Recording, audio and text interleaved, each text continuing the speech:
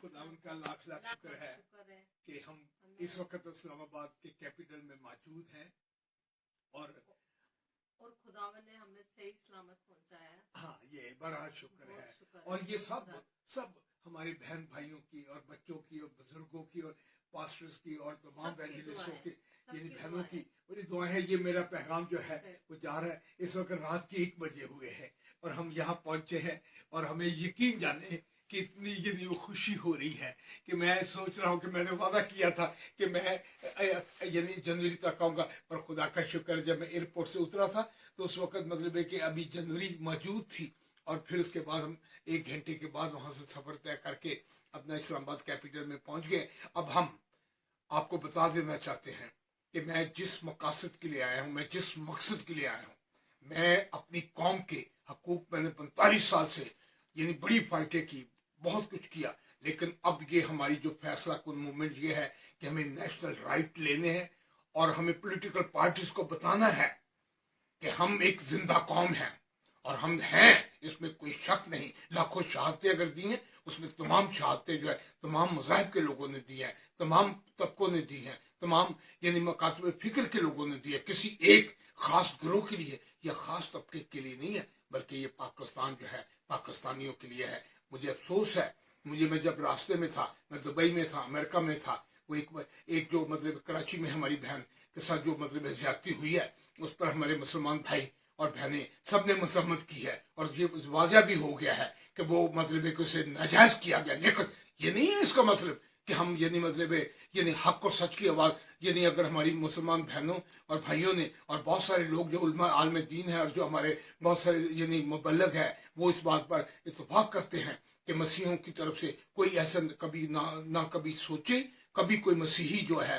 वो पाकिस्तान में अपने भाइयों के खिलाफ कोई नहीं कर सकता। लेकिन हम यही के समझते हैं कि कल जो है वो 2 बजे का वक्त है, तो मैं तमाम अपने सुनने वाले बहन भाइयों से कहूंगा कि ये जो टाट का जो परचम है ये हमारी इंकसारी है, ये हमारी पहचान है, ये हमारी शान है, ये हमारी आन है। लेकिन हम इस आन और शान के लिए अपनी आखिरी जद्दोजहद भी लड़ेंगे, लेकिन अपने हकूक का सौदा किसी कीमत पर नहीं होने देंगे। मैं आपको ये बता देना चाहता हूँ कि ये जिंदगी जो है हमने जिंदगी जबरे मुसलसल की तरह काटी है, जाने किस जुर्म की पाई है सजा। यानी इंसान नहीं जो डर जाए हालात के खूनी मंजर से। इस हाल में जीना लाजम है जिस हाल में जीना मुश्किल हो।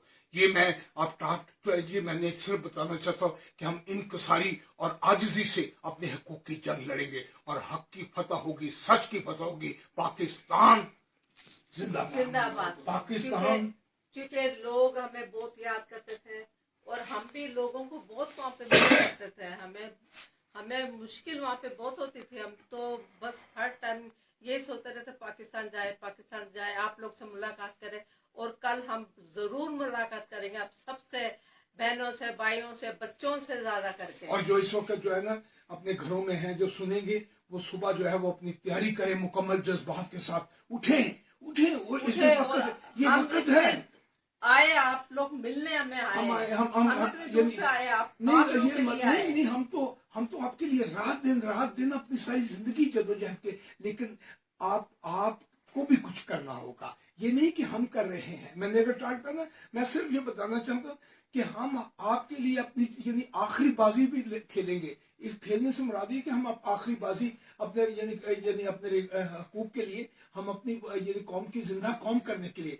तो मैं अपने तमाम नौजवानों से, मैं अपने बुजुर्गों से, माओ से कहूंगा कि कल आप इस मसले के 2 बजे पहुंचे, ताकि पता चले। इस वक्त पूरी कौम देख रही है, यानी पूरा यानी पंजाब के अलावा सिंध, बलोचिस्तान और केपीटी और दूसरे सारे इस वक्त तमाम लीडर देख रहे हैं, तमाम मुबल्लिग देख रहे हैं। फिर वो देखेंगे कि इनके साथ साले के साथ नहीं है मेरे साथ, मुझे पता है।